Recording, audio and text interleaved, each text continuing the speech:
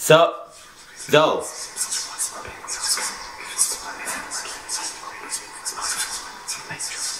Shit. I don't like that at all. Number 4. This is a story that my dad shared with me. He grew up in a small suburb community of Stowe, Idaho, with his parents and older sister. He looks crazy as fuck. Across the street lived a boy named Richard Wade Cooey. He was the same age as my dad and described him as scrawny, red-headed, and a troublemaker. Okay. He would spit on people as they walked by and even set a house on fire in the neighborhood and blamed it on a kid who had special needs. What? Nothing he did as a child, however, could compare to the crime he committed when he was only 19 years old. My dad had just started his sophomore year of college when he heard the news. Richard and his friends, Clinton and Kenneth, were throwing pieces of concrete off a local bridge into the interstate when one of them struck the vehicle of 21-year-old Wendy Ofrendo. Her friend, 20-year-old Dawn McCary, was also in the car. They were sorority sisters who had just gotten off work at a local restaurant. At this point, Kenneth decided he had enough and went home. This is when Richard and Clinton came up with their evil scheme. Both of the young men approached the girls, offering them help, offering to give them a ride. Oh. They drove the girls to a shopping centre, where they told them to call their parents and let them know that they were alright.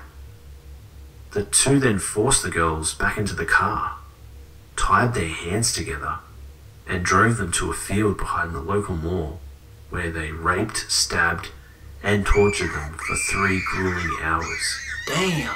They abandoned their bodies in the field, but only after they carved large X's on their stomachs.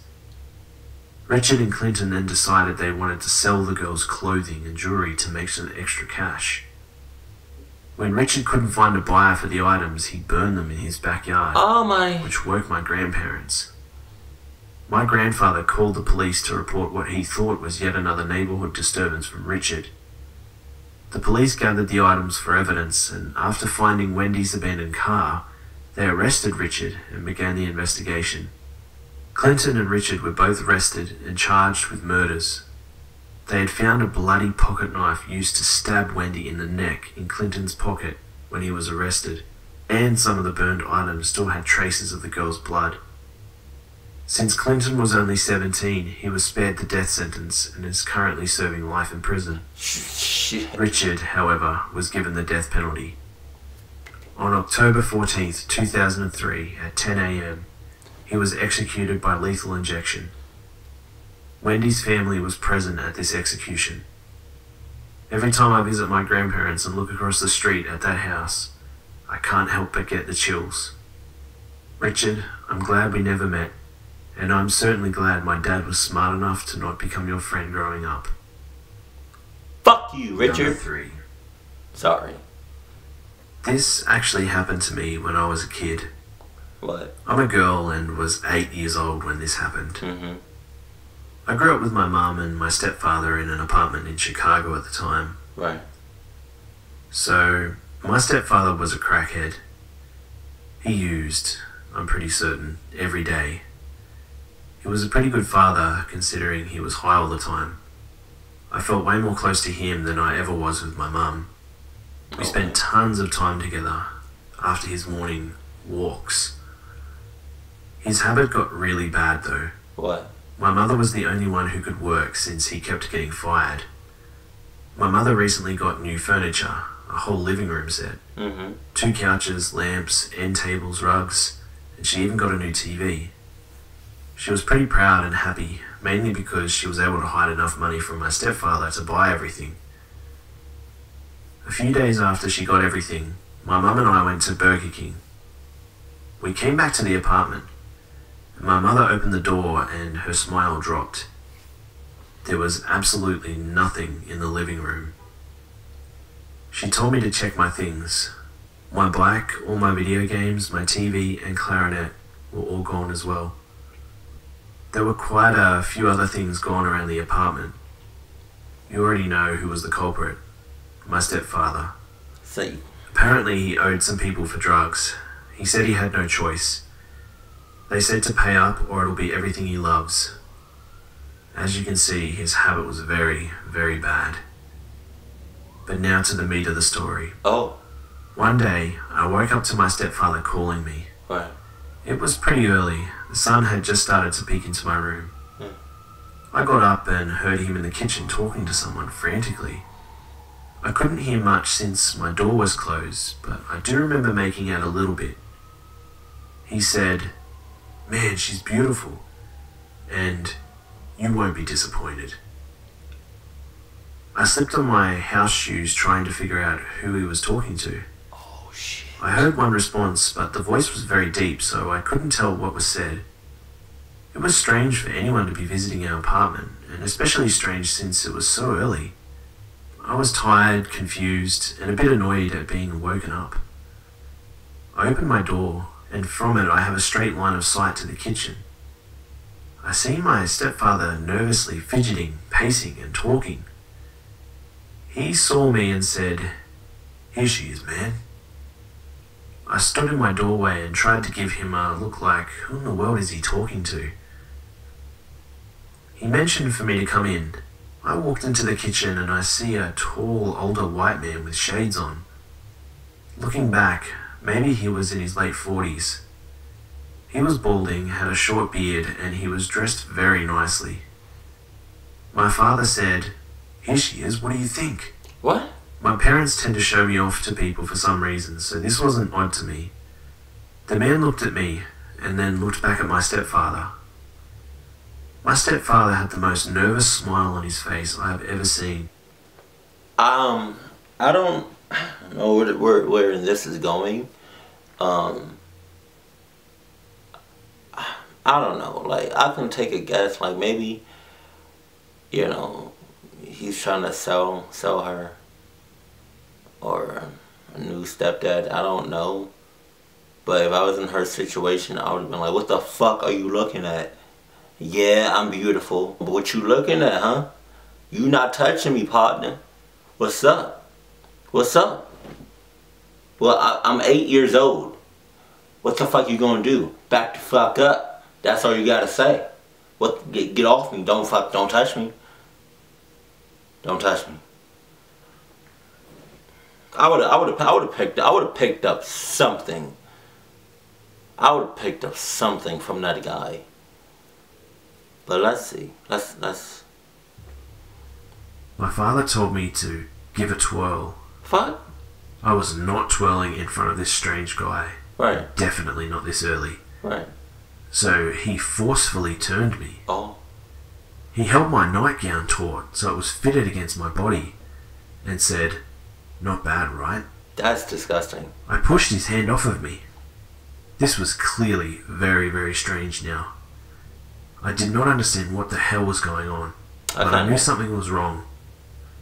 The entire time the white man said nothing. He just watched me. Fucking creep. My stepfather said, "You're going to have to go with him now."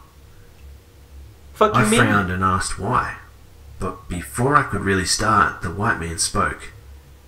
He squatted down to my height, smiled, and asked, "How old are you?" I said nervously, "I'm 8. He said, "You're a big girl then." Fuck, nah. School? I said, "I love school." This little conversation and his smile made me feel a bit more at ease. I look over the man's shoulder and see my stepfather frowning, glaring at me, and it scares me. I have not seen him look like that except at suspicious people to warn them not to mess with him. I keep looking back at my stepfather, trying to answer this man's questions, knowing I said something wrong from my stepfather's reaction. The fuck? The white man glances back at my stepfather while still squatted down to my height. My stepfather looks away in fear. The man stands up, looks back down to me and says, "It was nice talking to you. Like hell it You're was. a very smart young lady. Like hell it was. Now, go on back to bed." I was not used to anyone giving me orders except at school or my parents, but I knew not to question it and walked off to my room. I looked back and he was watching me. I stood inside my room at the door and looked back again. He said, Close your door and go back to bed.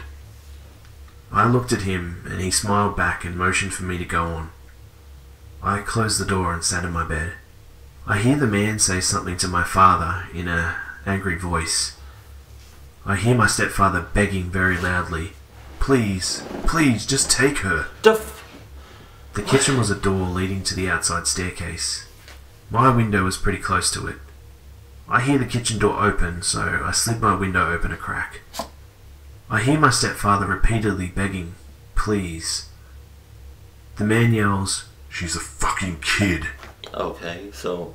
I try to peek out to see the staircase. There were two large men standing there near the door and on the stairs. The white man punches my stepfather, presumably. I can't really see the whole scene. I hear a thud, inside and outside. Shit. I suppose from him falling. The white man and the two men walk down the stairs to a nice black car parked in the alley. I hear the kitchen door close, and soon after my bedroom door opens. My stepfather is drenched in sweat and smiles at me sheepishly and says casually to not tell my mother. I just stared at him. He then asked did I want to go to the park. I said no. He walked away and left the apartment. I sat there trying to put the pieces together. It clicked that my own stepfather was trying to sell me, more than likely to pay off a huge drug debt. Then everything else fell into place. The strange, oddly friendly white man considering taking me? Why would he take me? What would he do to me? Where would I go? What about my mum? Feelings of fear, anger and sadness flooded me. I laid there and cried for hours, thinking about how close I was to never seeing my mum again, and that my stepfather planned to do this to me. My mother eventually leaves him some years later. Some years? Bruh. If I was in her situation, I would have told my moms ASAP. Fucking sap. No games whatsoever. Years later, no. I probably would have told my mom either that night or the next morning. No, bitch, you just tried to sell me. That's fucked up. That's real fucked up. Don't touch me. Don't fucking touch me. I'm done with you. That's really fucked up. Still haven't told her about it, afraid she might lose it. I'm 26 now, and it's still hard to think about it without crying. Yeah. Number 2. Why you gotta say number 2 like that? This happened yesterday at work, and I decided to post it here after mulling over it a bit. Here's some background info. I work for a company that receives donated clothes and goods that we give to those in need, mostly orphan children and low-income families. Right. We drive 5-ton trucks around the province and pick up material from houses and businesses. We get a list at the beginning of the day with addresses, phone numbers, names, and special instructions. So here's the story.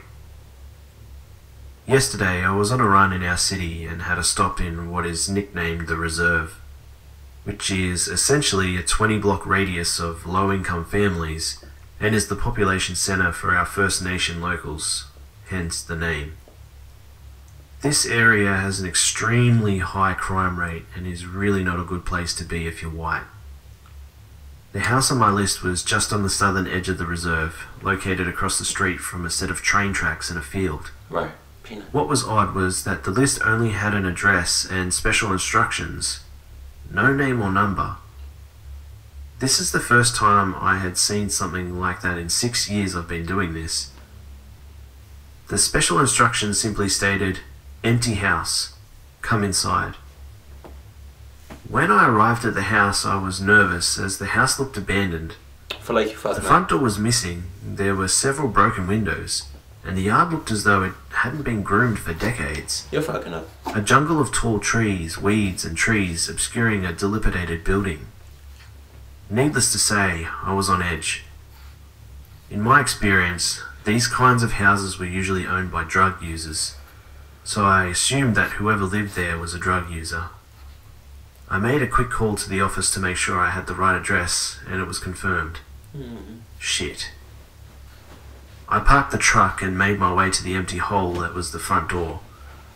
I knocked on the door frame, but there was no answer. So I stepped inside to see that the entire place was trashed. No.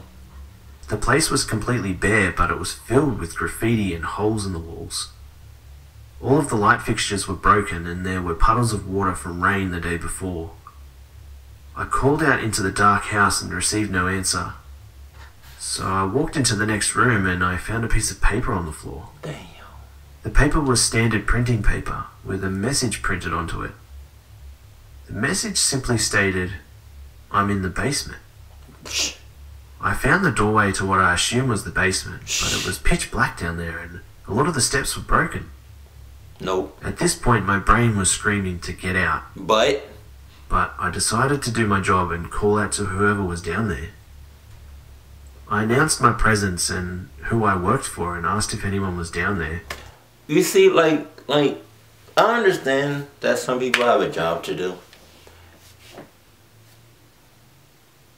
Peanut. Okay, fuck it. Yeah, I understand that some people have a job to do. You know, I completely understand. But if your job is to do some shit like this, or to go, like, I'd be damned if my job is to check out some paranormal shit, or to do anything even close to this. Like, you'll probably have to pay me to do something similar to this. You'll probably have to pay me, I kid you not, probably anywhere from, like, I don't know, like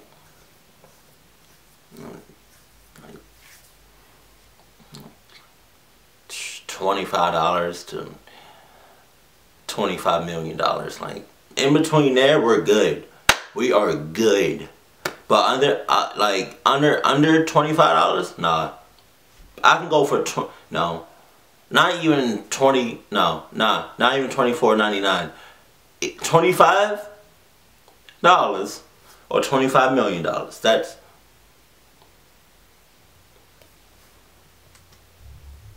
There was silence for a few moments. Right. And then I heard an older man's voice coming from the darkness saying, "I'm down here." I'm up here. Come up here. Fuck. For some reason, this made the hair on my neck stand up. For some reason? I decided it was time to leave. I called out and said, "It's too dark down here, and these steps are broken. I'm afraid I can't come down, sir. Right. If you want, you can call our office and reschedule the appointment for another day." There was silence for a few moments, and just as I was about to repeat myself, I heard the man say, "Don't worry about the steps. Just come down here." Or come up here. At this point, I normally would have just repeated what I had said, but I was in flight mode and wanted out of there now. Okay. So instead of giving them a cheerful farewell, I speed walked to the front door and was walking onto the front steps when I heard the man's voice one more time saying, "Where are you going? Come back." I broke into a sprint and got into my truck as fast as possible. I put it in drive and took off, possibly breaking the land speed record in the process. I looked back at the house and half expected to see someone standing in the window like some horror cliche, but instead there was nothing. I called my boss and told him what happened, and he said that I should never have gone inside. No shit. He told me today that a few years ago they had two drivers go to similar abandoned houses and they were robbed by some members of a gang. He said those guys told a very similar story, except I wasn't robbed. With this in mind, I really do wonder if I was walking into some kind of trap, or if the guy was some kind of serial killer. Hell, maybe he was just a lonely man looking for some company. Fuck, so I wasn't keen on finding out. I ended up putting the address on our do not pick up list, so no drivers would go there anymore. He may have been an honest man trying to make a donation, but I wasn't going to risk the lives of my co-workers to find out. Everything about the scenario felt wrong and sketchy. I'm just glad I didn't get turned into a fucking lampshade. Me too. Yeah, like I was.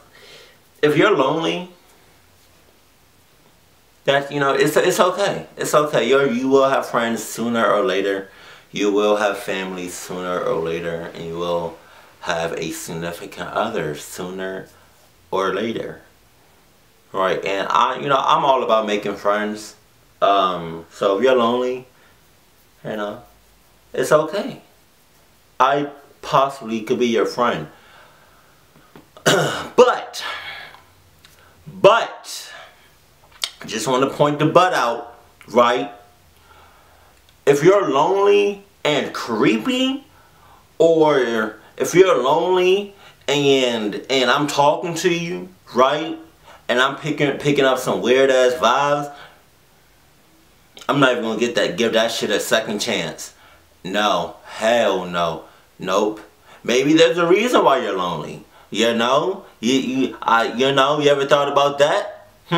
Maybe it's you, huh? Maybe you did something for yourself to be lonely. Yeah. I mean, I just don't want to take that chance. I don't know. Like I said, I'm all about making friends, but nah. I don't have any creepy ass friends whatsoever. All of my friends and family members are good, wholesome people. That's, that for real. Some of them act just like me, but I don't have any, no creepy ass friends. But, hey, it is what it is. What's that saying? 1 is the loneliest number, but 2 can be the loneliest one, but the loneliest number is number 1. Is that how it goes? I don't know. But if you are lonely and creepy,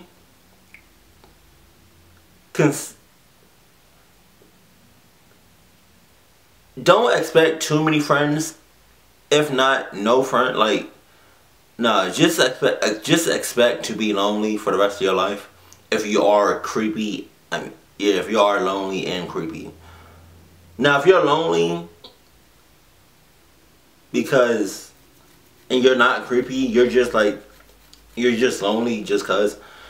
Expect to have friends coming your way and family members coming your way and all that good old stuff, right? But nah, just saying. Number 1. Last week, I had lunch with my mum at Friendly's. Right. For those who don't know, Friendly's is a popular restaurant on the East Coast. It is a fairly inexpensive, decent restaurant, I guess. The main demographic is young kids. Okay. My mother used to take me there all the time as a boy.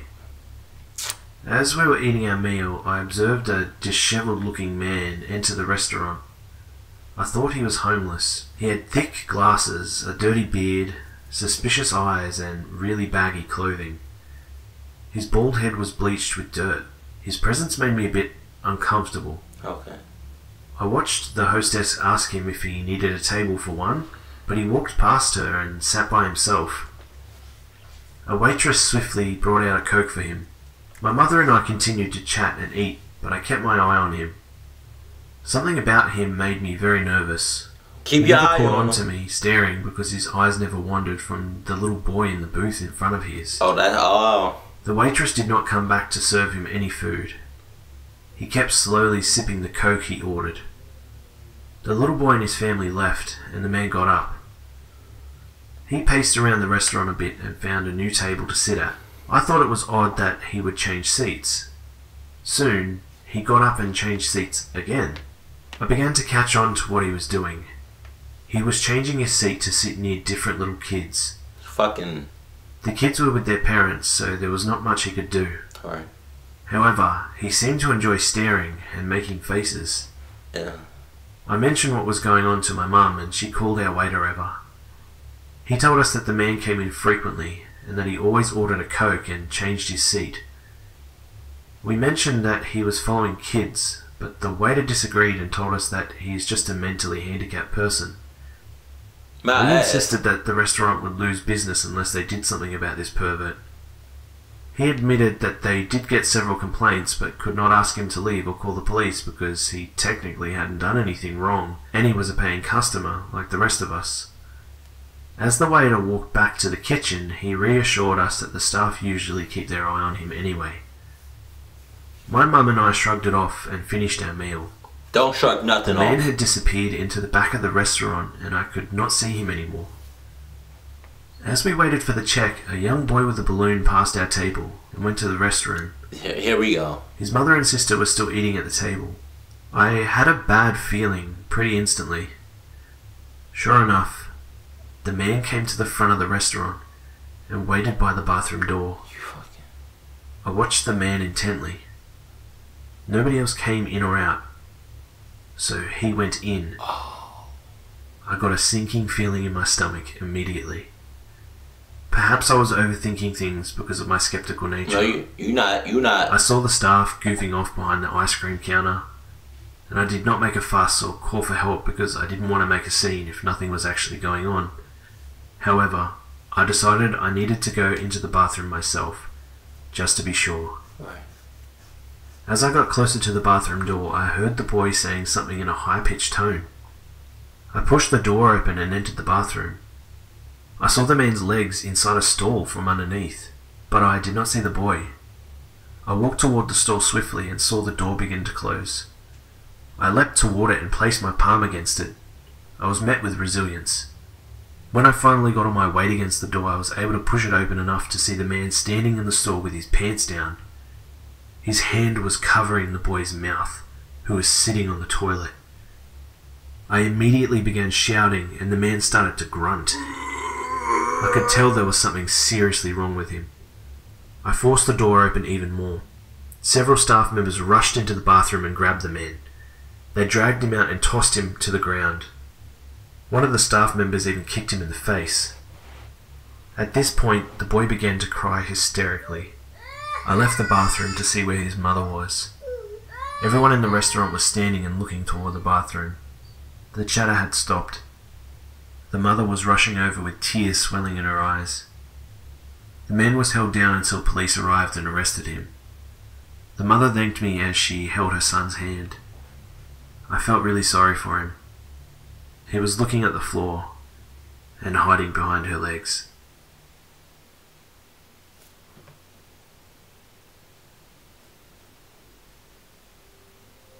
G'day mates. Well, as always, I hope you all enjoyed the video. We're fast approaching 70,000 subscribers now, mates, and the Beehive is really gaining momentum. And because of this, guys, I came up with a bit of an idea for a potential 100,000 subscribers video. I'll need your help though for it, guys. I'd like to show a special video with all of you guys in it who support me and the channel here, and who make up the Beehive. If you would like to appear in the video, please send me a picture of your face via email. And if I get enough pictures, guys, I'll make this video. I'll leave a link to my email in the description below so that you guys can send a picture if you want. Also guys, next up will be a subscribers video. I'm going to try and do a slightly bigger video than normal this time, and the reason why is because I just love the subscriber story so much and I want to try and fit in as many as I can. So bear with me if the video doesn't come out right on time, guys. Also, just want to give a massive shout out to Anthony Salinas for his amazing thumbnail. He jimmied up for this video pretty quickly. I'll leave a link in the description below so that you guys can go check him out and throw some support at him, guys, as he's a bit of a beast of a designer. And lastly, guys, I just want to say a big thank you to all of you once again for all of your amazing support. Make sure you leave a like, comment, share the video, and subscribe if you're new to the channel. Don't forget to follow me as well, guys, on Twitter and Facebook to get leaks and to know what's up and coming next. And as always, guys, I'll see you mates in the next video. I think that was my very first time watching one of his videos. If y'all want me to react to more of his videos, Please let me know that in the comment section below. And his subscriber videos, is it like what subscribers, like his subscribers been through, and he's just telling the story? Is it? I'm guessing it's like that. If I'm off, please let me know that. But the one that got me was the basement shit. Like, if my job is to check out some weird ass shit, right? And I go to a house, and alright, if I was just in his, if I was in his situation, I would have left too. Probably a bit more faster than what he was, cause I felt like he was straight bullshitting, you know. And a part of me thought that he was gonna actually go down to the basement, in that dark ass basement without no lights. But apparently he wasn't bullshit. He was half bullshitting. He wasn't 100% bullshitting, you know. The reason I say half is because he went into the house and he was talking to the person. He was talking to that guy, right? If he was like full bullshitting, I'm sorry, I'm looking right outside. But if he was straight like 100% full bullshitting, he would have had went down there, and then the rest is up to y'all like imagination. But no bullshitting for me whatsoever. You know, that's like, I don't bullshit with anything. Trust and believe me when I say that. But yeah, man, so title is 4 True Scary. God damn, I did not know this. Some of this shit, I didn't know it was real. I didn't know it was true. So, wow. So 4 true scary stories to keep you up at night. That, you know, while I'm editing this video, I'm going to be up. You know, some shit is going to be on my... It's going to be hard for me to sleep at night. I'm going to tell you that right now. And I like his... I like Busta's voice. It's like Mr. Nightmare. It's like made for this type of shit. But yeah, if y'all want me to react to more of his videos, please let me know that in the comment section below. And if you also, like, if you really want me to react to more of his videos, be very specific about what video you want me to react to from his channel, because I definitely would. I just really hope he doesn't, you know, give me like a strike or anything. But we'll find out. But hey, keep it cool, keep it classy, and I love you. Stay happy, my family.